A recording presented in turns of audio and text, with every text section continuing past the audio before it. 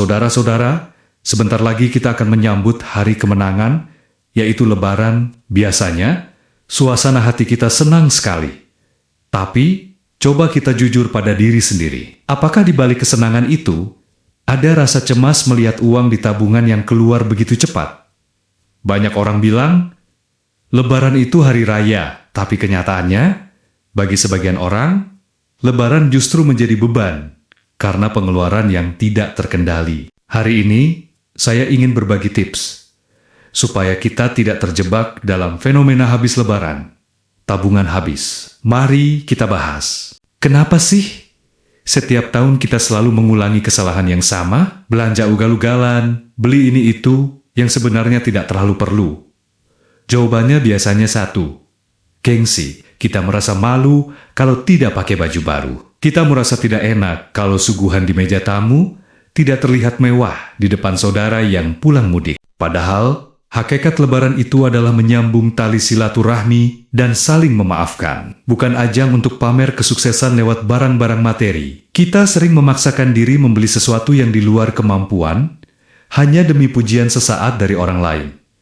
Akhirnya apa? Begitu Lebaran selesai, tamu-tamu pulang, kita sendirian yang pusing kepala karena uang habis. Sementara kebutuhan hidup bulan depan masih panjang. Lalu, bagaimana cara mengatasinya agar kita tidak boncos setelah Lebaran? Ini ada beberapa saran. Ke-1, tetapkan anggaran yang logis. Sebelum pergi ke pasar atau toko, catat berapa uang yang benar-benar bisa digunakan. Jangan menggunakan uang yang seharusnya untuk bayar listrik, uang sekolah anak, atau biaya makan harian. Amankan uang kebutuhan pokok itu terlebih dahulu. Kedua, beli yang perlu, bukan yang mau.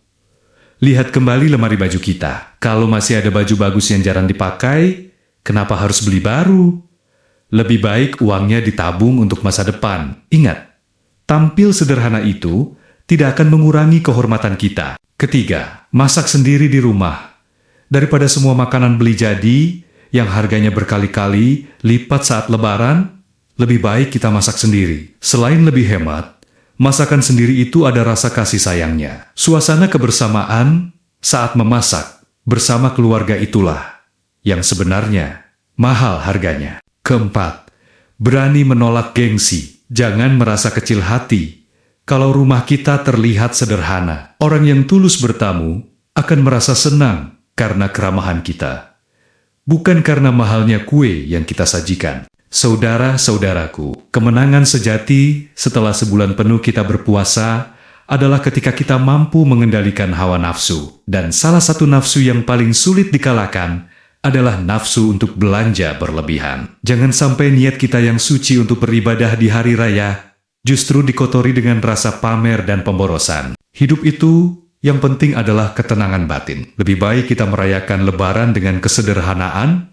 namun setelahnya kita bisa tidur nyenyak karena tidak punya hutang, daripada kita berpesta satu hari, tapi menderita selama berbulan-bulan setelahnya.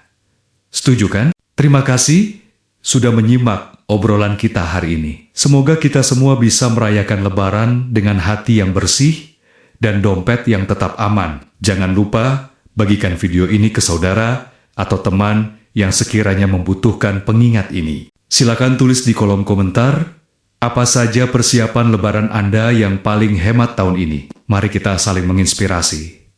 Saya pamit undur diri dulu. Selamat Hari Raya Idul Fitri. Minal aidin wal faizin. Mohon maaf lahir dan batin. Salam sukses dan jangan lupa untuk selalu bersyukur. Sampai jumpa.